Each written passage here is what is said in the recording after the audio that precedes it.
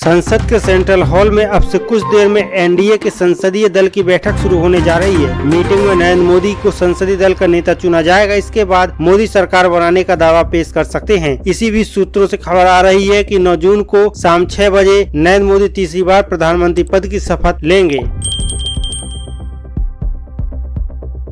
हैदराबाद से करीब 510 किलोमीटर दूर बसी अमरावती 12 जून को आंध्र प्रदेश की नई राजधानी होगी। यहीं तेलुगु देशम पार्टी के चीफ चंद्रबाबू नायडू चौथी बार मुख्यमंत्री पद की शपथ लेंगे। इसे राजधानी बनाने में अब तक 25,000 करोड़ खर्च हो चुके हैं। दरअसल 2014 से अब तक हैदराबाद तेलंगाना और आंध्र प्रदेश की संयुक्त राजधानी थी, लेकिन 2 जून को समय सीमा समाप्त होने के बाद हैदराबाद तेलंगाना की राजधानी हो गयी।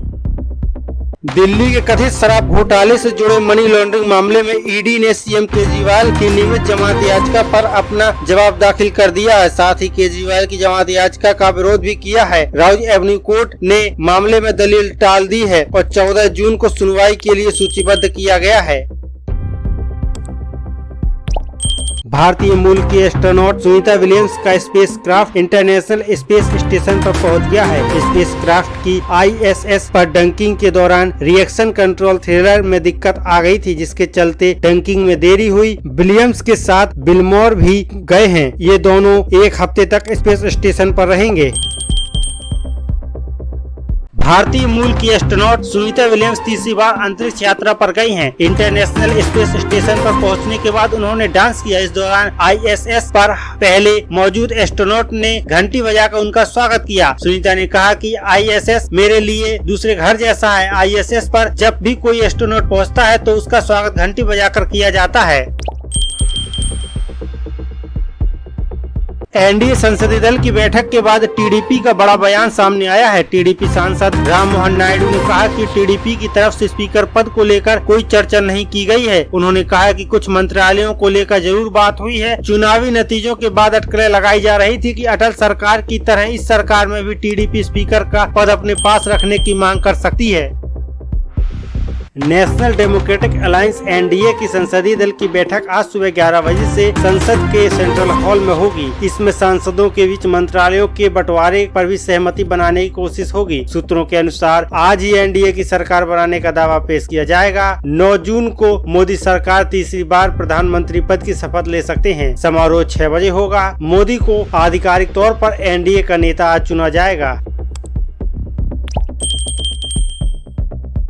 एनडीए ने नई सरकार बनाने का दावा पेश कर दिया है। एनडीए के प्रतिनिधि मंडल ने राष्ट्रपति से मिलकर सरकार बनाने का दावा पेश किया है। प्रतिनिधि मंडल में राजनाथ सिंह और अमित शाह शामिल। इस दौरान राष्ट्रपति द्रौपदी मुर्मू को एनडीए के सांसदों का समर्थन पत्र सौंपा गया है। पाकिस्तानी सिंगर चाहत फतेह अली खान का गाना बद्दो बद्दो को यूट्यूब ने हटा दिया है। इस गाने को 128 मिलियन से ज्यादा बार देखा जा चुका है। कई रील्स बनाए गए हैं। दरअसल यूट्यूब पर कॉपीराइट उल्लंघन की शिकायत के बाद इसे हटा लिया गया है। गाने के बोल नूरजहां की 1973 की फिल्म बनारसी ठग के गाने से मिलते थे। गाने को हटाए जाने के बाद चाहत खान फूट फूट कर रो रहे हैं। यूपी कांग्रेस के प्रमुख अजय राय ने कहा कि मैं काशी की जनता का धन्यवाद करना चाहता हूं, क्योंकि उन्होंने अपने बेटे और परिवार के सदस्य का साथ दिया है। प्रधानमंत्री मोदी झूठी बातें करके लोगों को भ्रमित कर रहे थे। आज उनका सारा भ्रम टूट गया। प्रधानमंत्री मोदी और सीएम योगी ने चुनाव में 10 लाख से ज्यादा वोटों से जीत का दावा किया था, लेकिन काशी की जनता ने उनको 1/4 पर लाकर खड़ा कर दिया। यह प्रधानमंत्री मोदी की नैतिक हार है। लोकसभा चुनाव में अयोध्या की फैजाबाद लोकसभा सीट पर हुई समाजवादी पार्टी की जीत के बाद अयोध्या वासियों के खिलाफ सोशल मीडिया पर पोस्ट वायरल हो रहे हैं। इस पोस्ट की वजह से साधु संत सहित जनता भी नाराज है। संत समाज का कहना है कि भारतीय जनता पार्टी के प्रत्याशी लल्लू सिंह को अयोध्या की विधानसभा से तो जीत हासिल हुई है, लेकिन फैजाबाद लोकसभा की 4 अन्य विधानसभाएं भी हैं जहां से वह हारे हैं। ऐसे में बीजेपी को आत्ममंथन करने की जरूरत है। बीजेपी की हार को लेकर अयोध्या वासियों को गाली देने वाले 2 आरोपियों दक्ष चौधरी और अन्नू चौधरी को गाजियाबाद पुलिस ने गिरफ्तार कर लिया है। दोनों हिंदू रक्षा दल के सदस्य होने का दावा कर रहे हैं। दोनों दिल्ली में रहते हैं। दक्ष ने चुनाव प्रचार के दौरान कन्हैया कुमार को फूल माला पहनाने के बहाने थप्पड़ भी जड़ दिया था। अलीगढ़ के अतरौली थाना क्षेत्र के सूरतगढ़ गांव में एक महिला को पेड़ से बांधकर पीटने का वीडियो वायरल हो रहा है। दावा किया जा रहा है कि दहेज के लिए ससुराल वालों ने महिला को पेड़ में बांधकर बेरहमी से पीटा है। घटना की जानकारी मिलने पर महिला के मायके पक्ष के लोग मौके पर पहुंचे और पीड़ित युवती को अपने साथ ले गए। मायके पक्ष ने पति, सास, ससुर, देवर के खिलाफ मामला दर्ज कराया है। पुलिस मामले की जाँच कर रही है।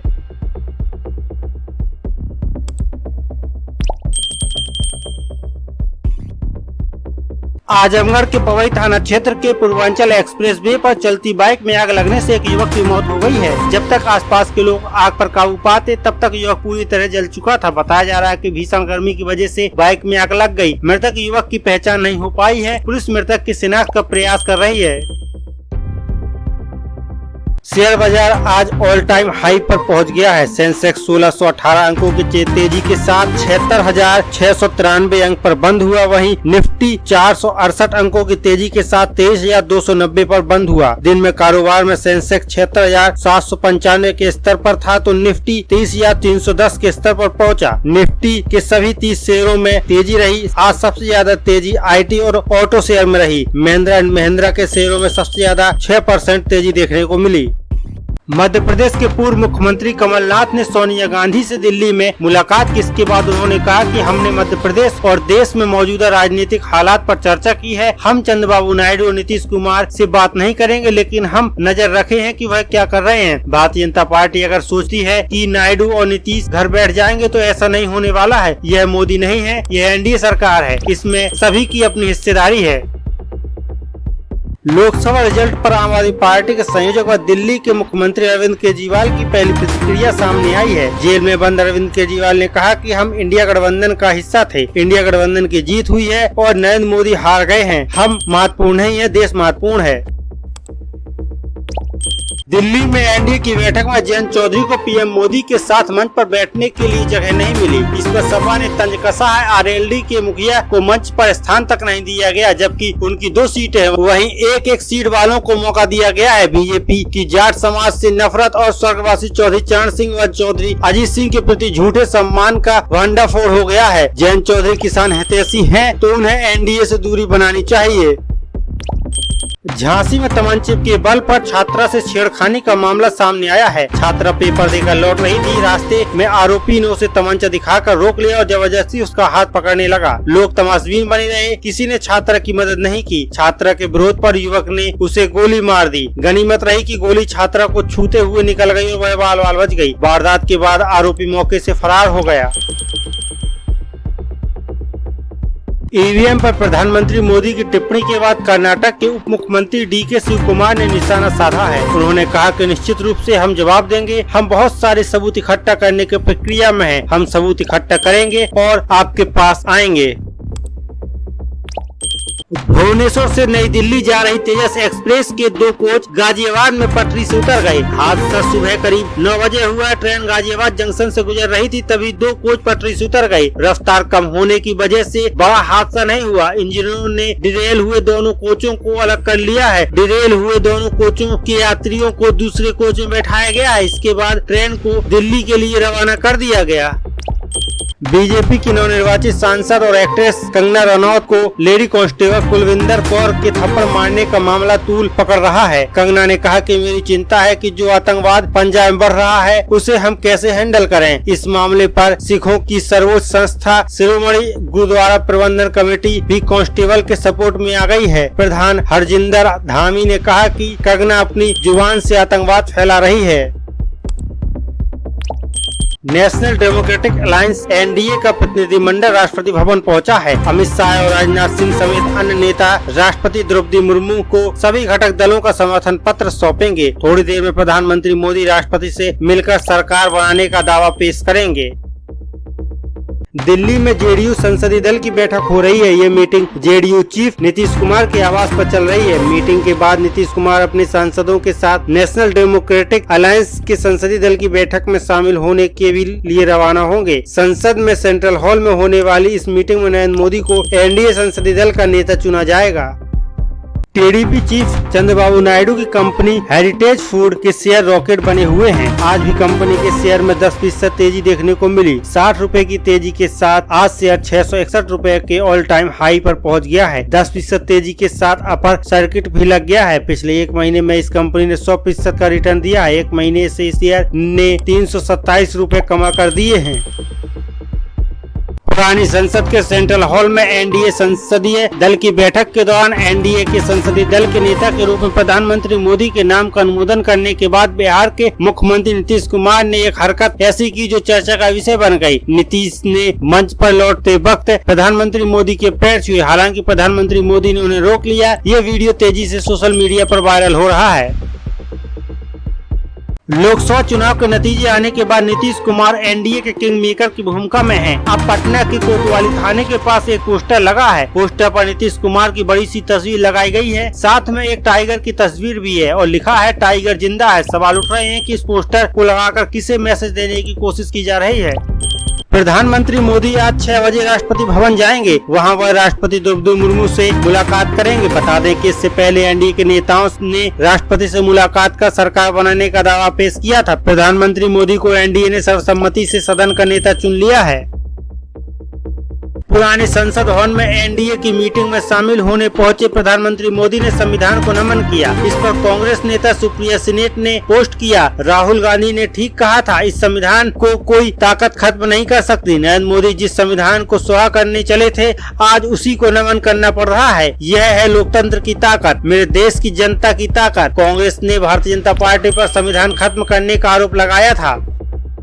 प्रधानमंत्री मोदी ने क्या कुछ कहा, आइए जानते हैं। उन्होंने कहा कि हमें देश को आगे ले जाना होगा। 1 लाइफ 1 मिशन मेरी भारत माता है। मैं देश को ऊंचाइयों पर ले जाना चाहता हूँ। हमें 30 नंबर की अर्थव्यवस्था बनना है। 10 साल का काम ट्रेलर था, अब आगे का काम होगा। 140 करोड़ भारतवासियों के सपने को पूरा करने के लिए मैं मिशन में खपने के लिए आया हूँ। आपके साथ सहयोग और अनुभव के बड़े परिणामों की संभावना लेकर आया हूँ। मैं विश्वास दिलाता हूँ कि आपकी आशा अपेक्षाओं को पूरा करने में कमी नहीं रखूंगा।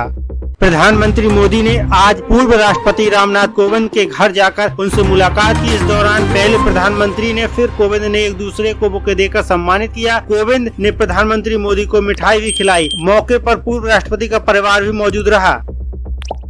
2014 में नीतीश वो पहले नेता थे जिसने मोदी के पीएम बनने का विरोध कर एनडीए छोड़ा था। हर मंच पर मोदी का विरोध किया था। हालांकि मोदी की अगुवाई में जैसे जैसे एनडीए मजबूत हुआ, नीतीश के सुर बदल गए। कभी मोदी की आंखों में आंखें डालने वाले नीतीश पीएम मोदी के पीछे से निकलते, कभी नजरें चुराते तो कभी पैर छूते दिखे। सियासत में हर हरकत के मायने निकलते हैं। खुद से करीब 9 महीने छोटे पीएम के पैर छूना भी अनदेखा नहीं रह जाएगा। प्रधानमंत्री मोदी ने वरिष्ठ बीजेपी नेता मुरली मनोहर जोशी से मुलाकात की। उन्होंने बुके देकर उनका आशीर्वाद लिया। इस दौरान पूरे परिवार से मुलाकात की। एनडीए की संसदीय दल में लगातार तीसरी बार नेता चुने जाने के बाद प्रधानमंत्री मोदी पार्टी के वरिष्ठ नेताओं से मुलाकात कर रहे हैं। इससे पहले उन्होंने लाल कृष्ण आडवाणी से मुलाकात की थी। प्रधानमंत्री मोदी बोले, ईवीएम जिंदा है या मर गई। ये लोग लगातार ईवीएम को गाली देते थे। मुझे लगा कि ये इस बार भी ईवीएम की अर्थी निकाल देंगे। 4 जून को नतीजे आते आते इनके मुंह पर ताले लग गए। मैंने पूछा, ईवीएम जिंदा है कि मर गई? अब 5 साल तक ईवीएम का नाम सुनाई नहीं देगा। इन्होंने भारत को बदनाम करने का षड्यंत्र रचा। मैं दुनिया में ढोल पीट रहा हूँ कि इंडिया मदर ऑफ डेमोक्रेसी है। ये लोग दुनिया में बदनाम कर रहे हैं। गठबंधन का टूट शुरू हो चुका है। प्रधानमंत्री मोदी बोले, कांग्रेस ने जनता को भ्रमित किया है। कांग्रेस के दफ्तरों के बाहर योजनाओं को लेकर जनता की कतार है। जनता को कांग्रेस ने भ्रमित कर अपमानित किया है। देश कांग्रेस को कभी माफ नहीं करेगा। 10 साल में 25 करोड़ लोगों को गरीबी से बाहर निकाला है। गरीब कल्याण का सुरक्षित मजबूत कवच दिया है। नारी शक्ति अधिनियम लागू किया है। चुनाव में सबसे अधिक महिलाओं को टिकट देने वाली पार्टी भारतीय जनता पार्टी है। उत्तर प्रदेश की मथुरा लोकसभा सीट से भारतीय जनता पार्टी की सांसद हेमा मालिनी प्रदेश की सबसे अमीर सांसदों की लिस्ट में टॉप पर हैं। इलेक्शन कमीशन को दिए हलफनामे के मुताबिक उनके पास 297 करोड़ की संपत्ति है। वही सबसे गरीब सांसद सपा की मछली शहर से सांसद प्रिया सरोज हैं। उनके पास महज 11 लाख रुपए की संपत्ति है। प्रिया सरोज महज 25 साल की उम्र में पहली बार चुनाव लड़कर सांसद बनी है। वह वर्तमान सपा विधायक तूफानी सरोज की बेटी है।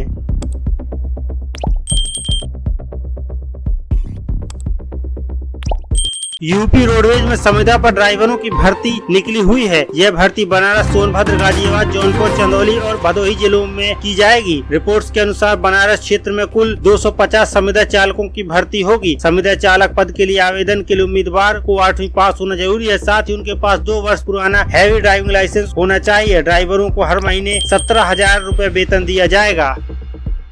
लोकसभा चुनाव में राहुल गांधी ने 2 सीटों रायबरेली और वायनाड से चुनाव जीता है। अब वे रायबरेली से सांसद रहेंगे और केरल की वायनाड सीट को छोड़ देंगे। सोनिया ने राहुल को समझाया है कि यूपी कांग्रेस के लिए बेहद जरूरी है, इसलिए उन्हें रायबरेली अपने पास रखना चाहिए। प्रियंका गांधी दोबारा यूपी प्रदेश प्रभारी की जिम्मेदारी संभाल सकती हैं। पिछले विधानसभा चुनाव में हार के बाद उन्होंने इस पद को छोड़ दिया था। राहुल के सीट छोड़ने पर प्रियंका वायनाड से उपचुनाव लड़ सकती हैं।